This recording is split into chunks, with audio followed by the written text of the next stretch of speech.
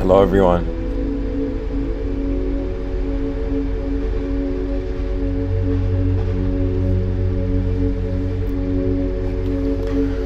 I wanted to record a quick episode about does power lead to a fragmented psyche, or as I wrote it, does power lead to psychological fragmentation? And in the subtitle I've written, the destiny of responsibility. So the thing I was thinking about today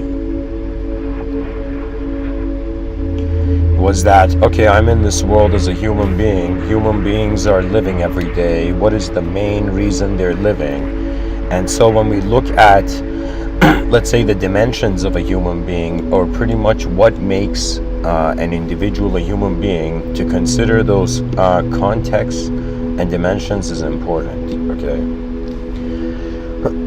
So, what are some considerations that influence the nature of a person? I found a list here, and it's a very obvious list. What I'm saying is, it's just obvious. I'm organizing it here. So we have, in some sense, let's say the biological. It says this dimension includes an individual's physical characteristics, such as genetics, body structure, and physiology.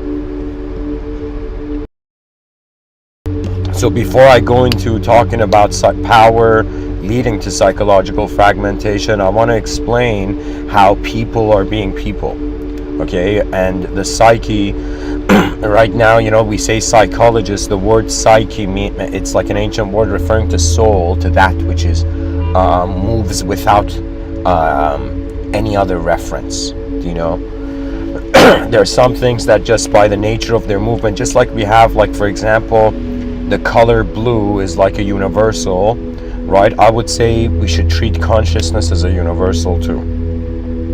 When there's complex biological positions, consciousness seems to be a possibility. So there's the biological dimension, which I read. There's the psychological dimension. This dimension encompasses an individual's thoughts, feelings, emotions, and behaviors. Then we have the social dimension. This dimension includes an individual's interaction with others, relationships, social roles, and cultural norms. Then we have something some people consider the spiritual dimension. This dimension includes an individual's beliefs, values, sense of purpose or meaning in life. There's one view of spirit as if it's like, energy with intelligence, a transmigratory soul going from body to body but never created or destroyed, changing from body to body. But there's also the view of spirit, that spirit is the inspiration for movement, like the spirit of an era, or the spirit of a land, or, the spirit of that individual was unbreakable. Do you see? As if where the being is going seems to be the most spiritual experience the being can have, one of the most. So we have an intellectual dimension. This dimension includes an individual's cognitive abilities, such as reasoning, problem solving, and creativity.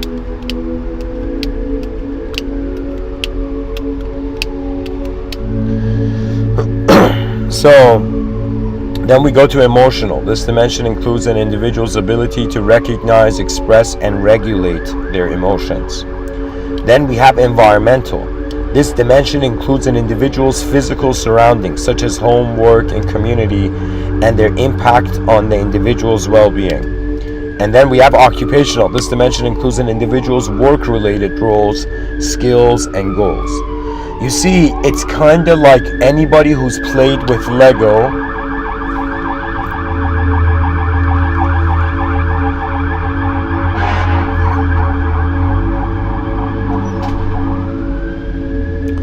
God bless your world.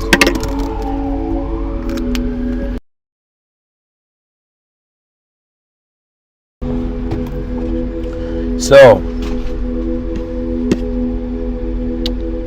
what I'm trying to say is, if you've played with Lego, if you've ever built anything, like even if you've made it perfect, like what it is like you are something, okay? It's kind of like a sculpture, okay? You're a chunk of stone.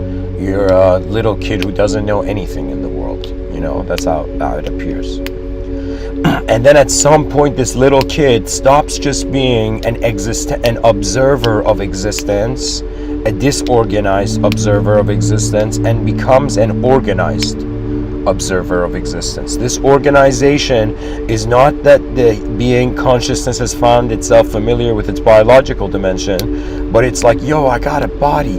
What do I do with it now? And then that's where the psychological dimension is important, right? And this is something where everybody has to think about. Let me tell you why. Because for me, this is how it happened, where I was thinking like, okay, let me look at this world. You know, there's so many people have told me how to look at things, but let me look at it from the beginning. And so when I looked at it from the beginning, you know, from just, you know, my own, let's say, research of reality, of the actual reality present,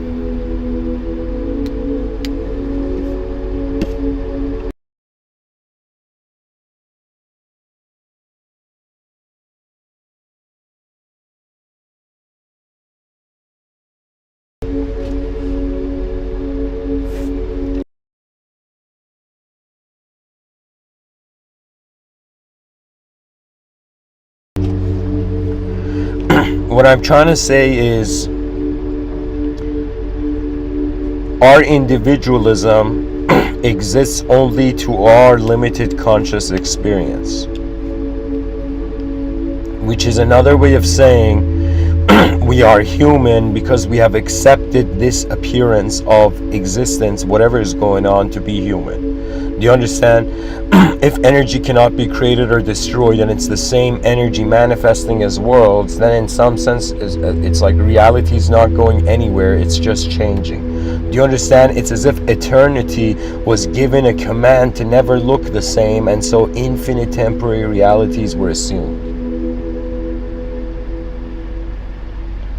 What I'm trying to say is, whoever you are, look at the dimensions of your life. I looked at this planet and I was like, yo, does it make sense for everybody to live an individual life? And so many people say yes, and I feel like, you don't know how many times I felt like a fool, where I'm like, yo, you know, we got to build something, you know, the species has to build something, and people are like, yo, man, you know, just focus on the individual. What are you doing? You know, why are you telling people to have collective efforts when everybody has to individually figure this stuff out? And I was like, because by the time we succeed individually, the world, it's over.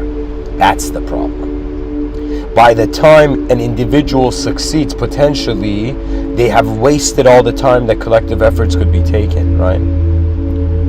And so I was like, okay, I'm in this planet, 4.5 billion years of the earth being around, evidently, you know, what is it, like 200,000 years of civilization. And so everybody's just in their own bubble, enjoying life. This is it. Have we come into like is everybody using the planet like a public bathroom? You just go in there and then you die and come out. Do you know what I'm saying? Like, terrible metaphor, but what I'm trying to say is, like, do you understand that it's like we are, because of our individualism, our abstract individualism is more important. We have ignored our real collectivism. Children don't have honor. Do you understand? I was raised in 1991. You think I was raised with an honor for my world? No, the way I was raised was like, yo, man, you know, be smarter than the other guy. That was it. It was like, I'll be honest. We're missing out on the greatness of our species because we're choosing to receive it very in fragmented ways. You know, I'm saying, does power lead to psychological fragmentation? I mean, look at it right now. Perhaps an argument can be made that psychological fragmentation leads to power. You know, they say there's strength in numbers. Do you see? And I'll read here. I'll read something about psychological fragmentation here. This is important because it's a very important idea, this idea of psychological fragmentation, because it's an implication that your experiences could have disconnected you from actual reality. That's what fragmented psyche could imply, I think. But anyways, I'll read it here. The concept of a fragmented psyche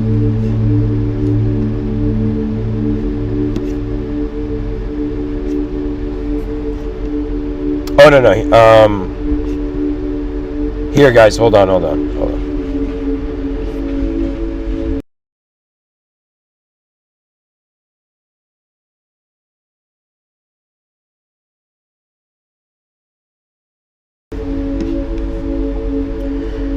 Okay, so it says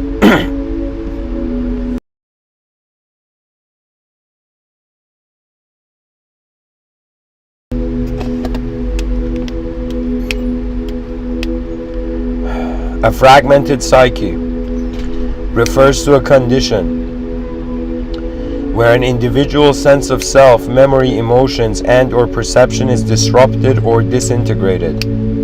This can occur in response to traumatic experiences or other intense psychological stressors. Fragmentation may manifest as dissociation, which is a state of feeling detached from oneself or one's surrounding, or as the presence of multiple identities or personality states. Dissociative disorders are a group of mental health conditions that are characterized by fragmentation of the psyche and can result in significant distress and impairment in daily function. Treatment for dissociative disorders often involves psychotherapy and may aim to help individuals integrate and reconcile fragmented aspects of their psyche. So here's the bizarre thing, right? It's like a fragmented psyche is a sort of diagnosis where we're like, yo, this individual can't be responsible for a singular self, so they've their brain is dividing and conquering themselves to somehow think of that as a viable strategy.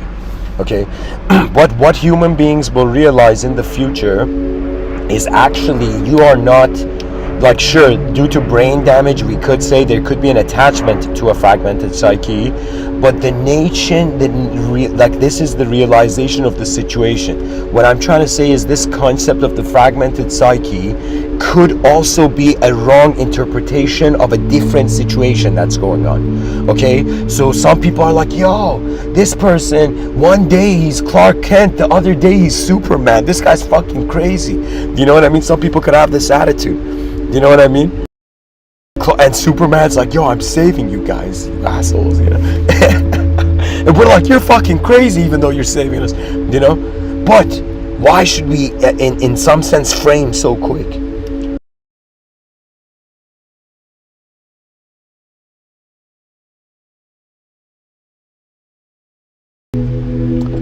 You can totally see Superman's the explanation behind Superman's psychological fragmentation. Okay, childhood trauma, doesn't know who his parents is, doesn't have male role, you know, has ridiculous power, feels has to be something, you know. And then, do you understand? What I'm trying to tell viewers is this. We have been taught in educational systems, in school, from the beginning of our life, not the fault of those who were here, just the fact that they just didn't know better. Okay, you know, you can choose to think that people before you were evil, or you could just choose to think that they didn't know better. That was the problem.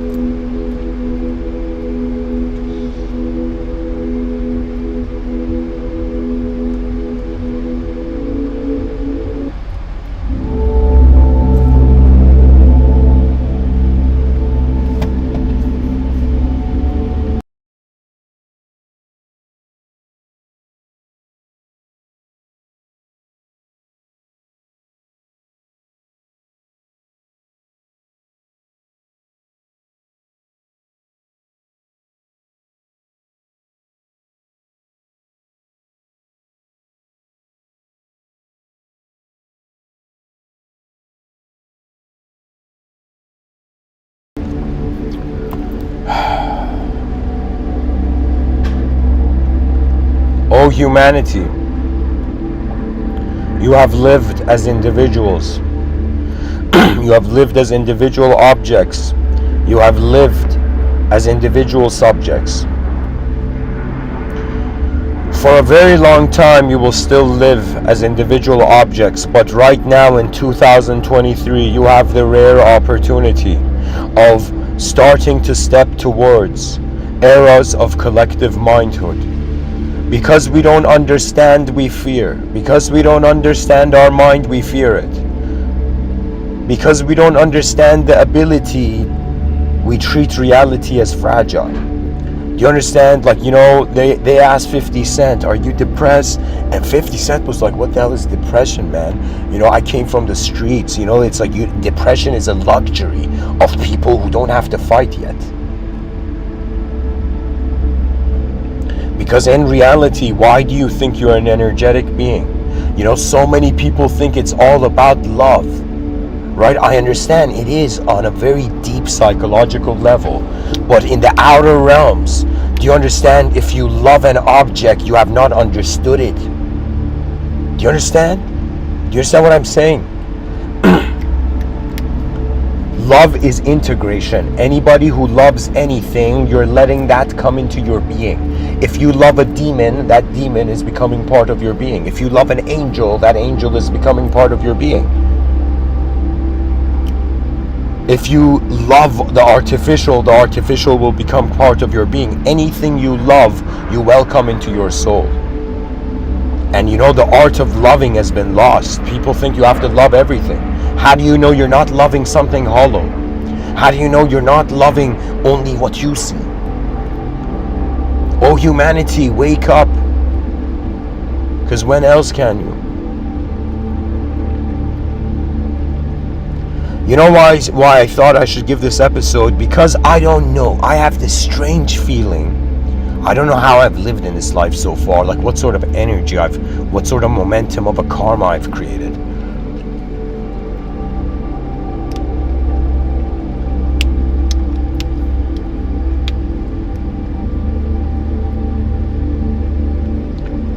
But I have this feeling that either life will take me into the game that I'm here to play, or I will be dismissed.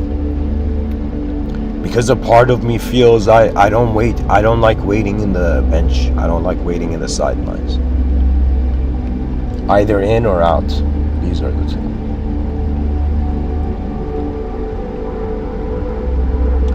This might not be a good attitude, but I don't know why my psyche was conditioned through this. It's kind of like greatness or I was never there yet. Anyways, guys, what I'm trying to say is that I was thinking about myself. I was thinking that what sort of capability I have, what sort of person am I? If in the future I get a lot of power, who will I be? Will the power fragment my psyche? Do you understand? It's like that moment where you think about it. It's like which would you be? An angelic commander or a demon lord. Do you see what I'm saying? It's like the question of one's intent manipulated under pressure. And this is where I'm starting to realize if one does not have a faith beyond objects and subjects will wash them away like a hurricane.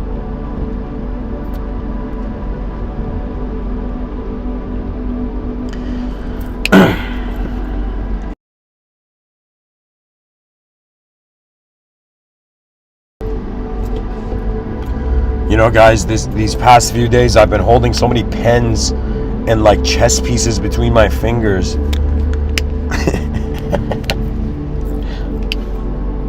Trying to create a smoke-free environment for my subscribers, the sound of smoke-free,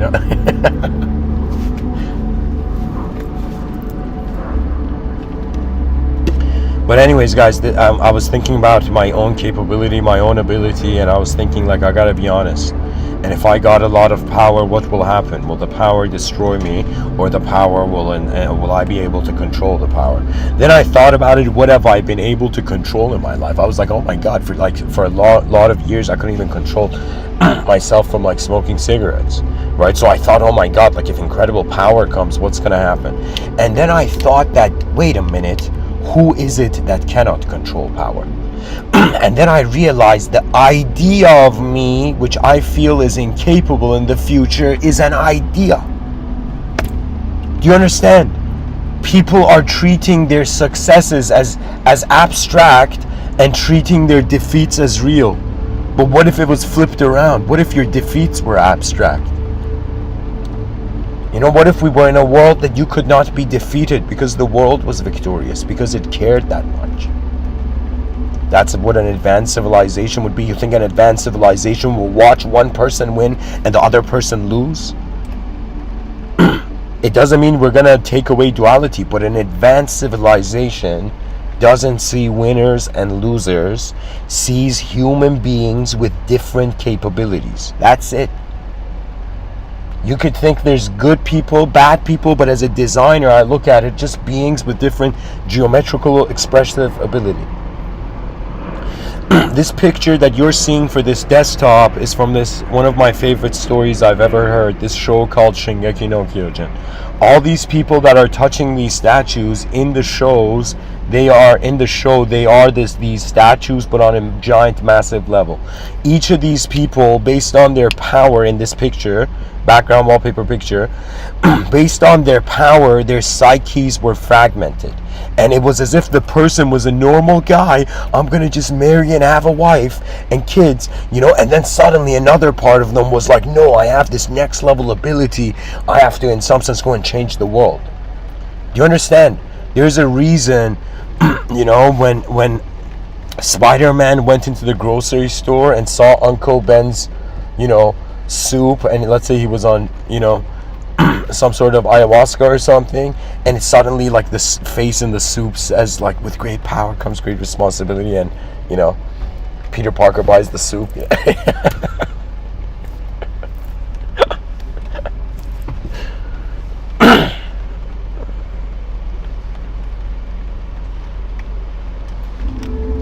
I was pretty much thinking, will I be devoured by power?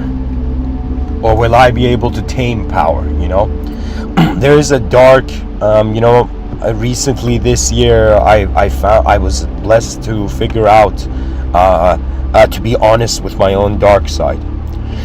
And so I was looking at it that it's like when you give these Mr. Within talks, I'm just thinking about the greatness of the future, honestly. Like that's the energy, like that I'm working with.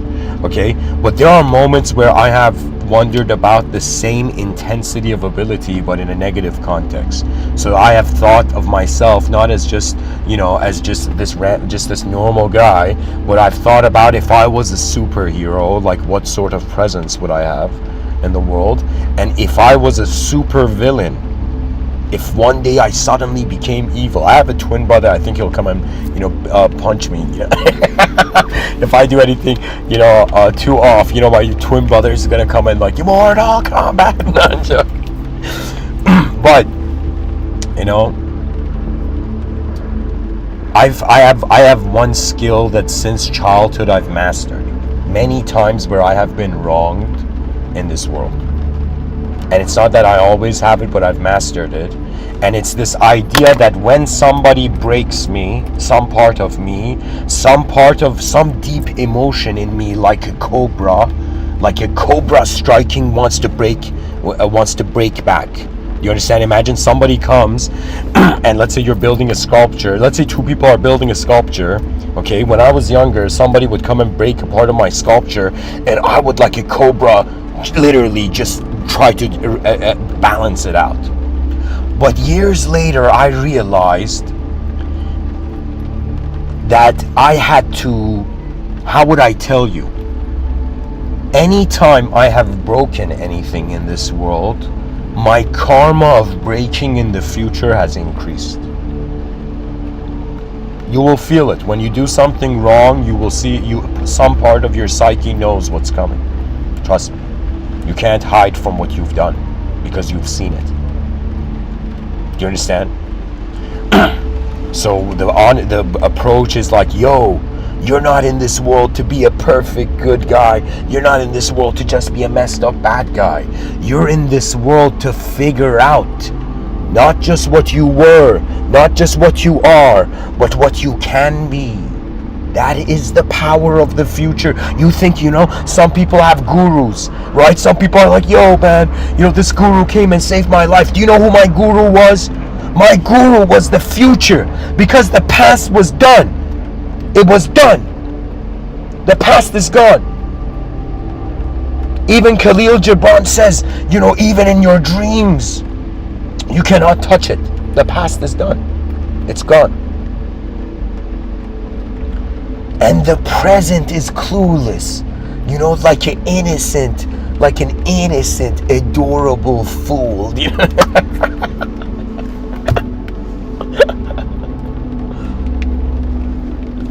Oh, humanity.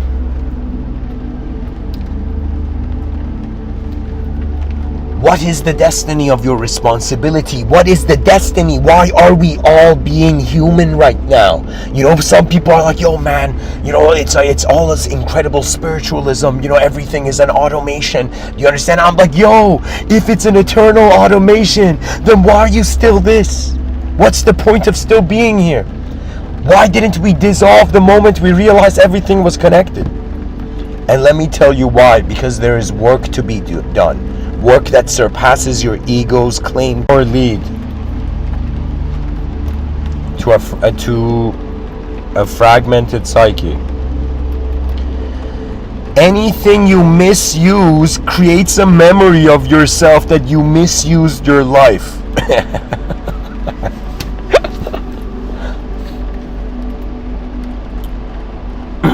This is my understanding of power. I have thought about it. Let me tell you this.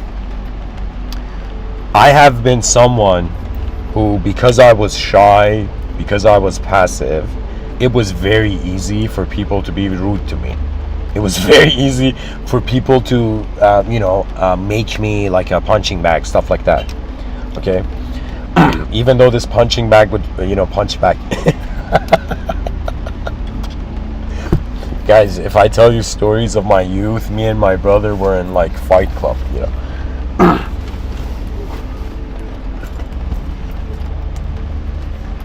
It's like first rule of Fight Club, don't talk about Fight Club. Second rule of Fight Club, don't talk about Fight Club. Third rule of Fight Club, maybe talk about it if you're on a podcast.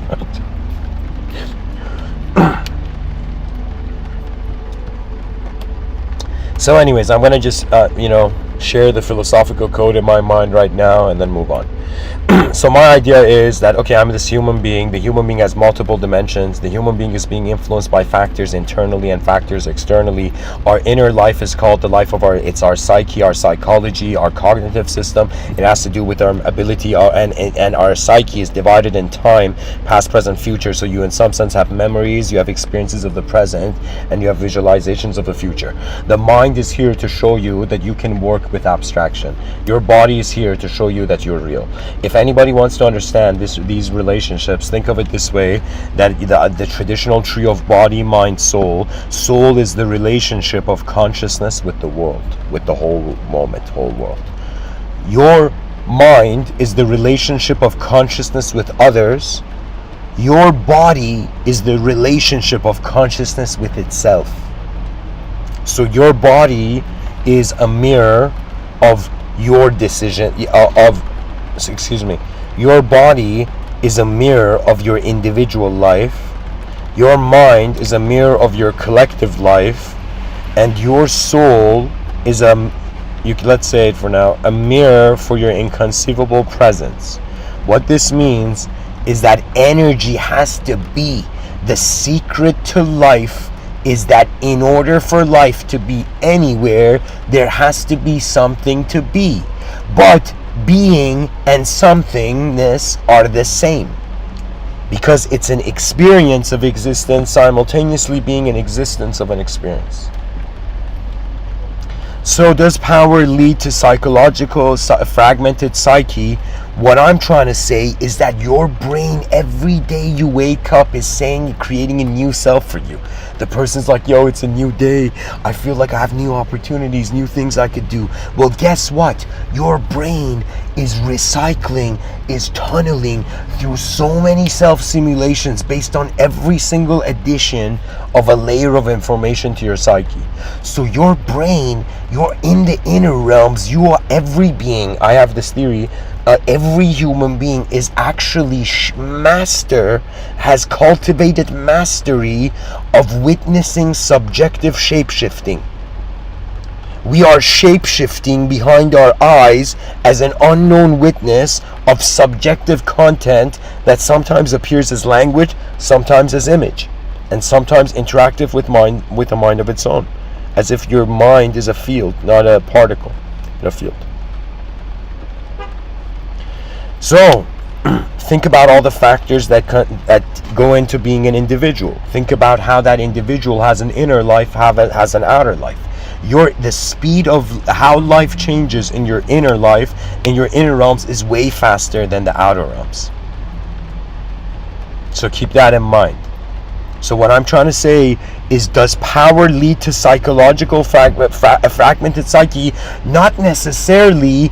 An absence of responsibility for the faster change of your inner life leads to psychological fragmentation. That means if you're someone, you've gone into trauma, you've gone into some intense experiences, there's a lot of ideas in your inner mind and you don't know which one to associate with. Well, guess what? You have to realize, because of your trauma, your mind is moving faster, and your mind can in some sense shift into different patterns. Okay, an incredible way a psychologist once defined our memories was,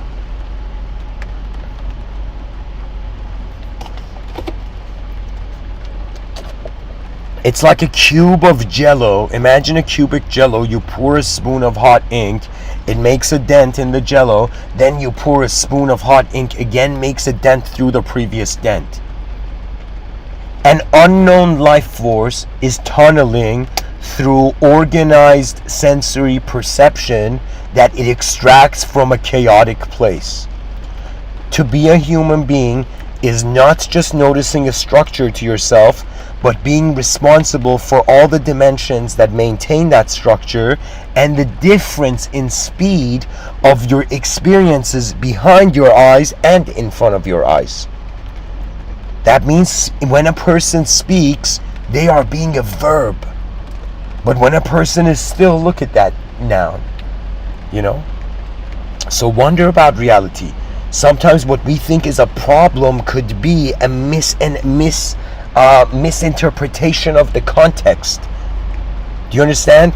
There is something that people think we can trust everything in order to be something, but sometimes everything is not everything.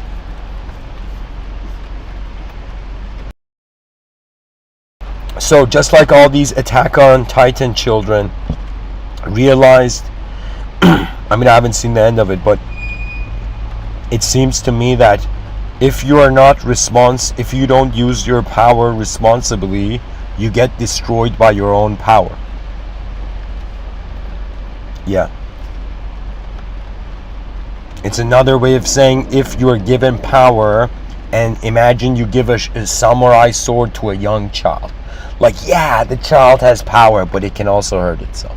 Right? So in the literature about this fragmentation, psychological fragmentation, is saying trauma that makes you disassociate.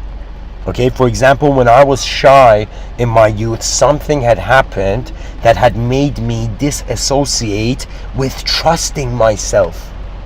Because I didn't trust the world, and I couldn't trust myself in the world, so I couldn't be myself in the world.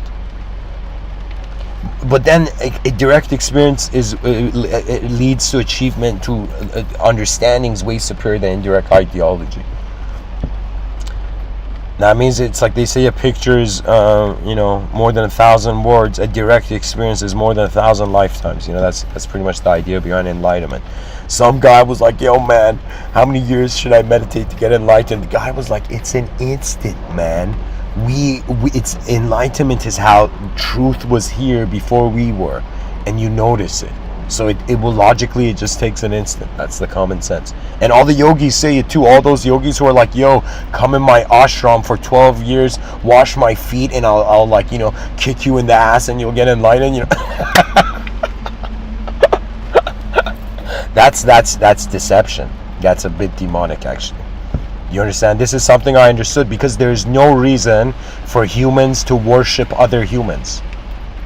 Don't worship humans. Worship the inconceivable if you want, but don't worship humans. Why? Because a human is a combination of non-human stuff to some degree, and also something beyond human. But these are the spectrums of our experience, I guess. Thank you for listening. I hope this episode was interesting. Does power lead to a fragmented psyche? If you break your world, you're breaking who you are in your world. Remember that. So I feel it's based on how you use it. If somebody uses power to cause a traumatic experience for themselves or for others, some part of their psyche will be fragmented. And this is my understanding. Evil has to become a fragmented psyche to make itself numb, or to dehumanize itself so it doesn't feel the pain of human. So what I'm trying to say is dehumanization can lead to the same result as a fragmented psyche. That means it's like somebody being responsible for something evil is let's say that could lead to a fragmented psyche, and somebody not being responsible at all is evil too. Okay? When we watch evil things happen, what are we, evil? We're watching entertainment? Like, we got to do something about it. Okay?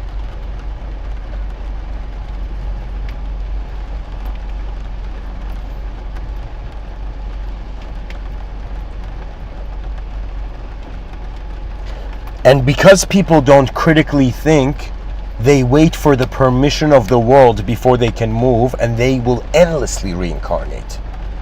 Because how do you know this world is not waiting for you? Imagine people are waiting for the world to enlighten them. And the world is waiting for people to enlighten it, you know. Hilarious. Anyways, guys, the mysteries are beyond our eyes, and that's why, you know, guys. Much blessings and namaste. Thank you for listening.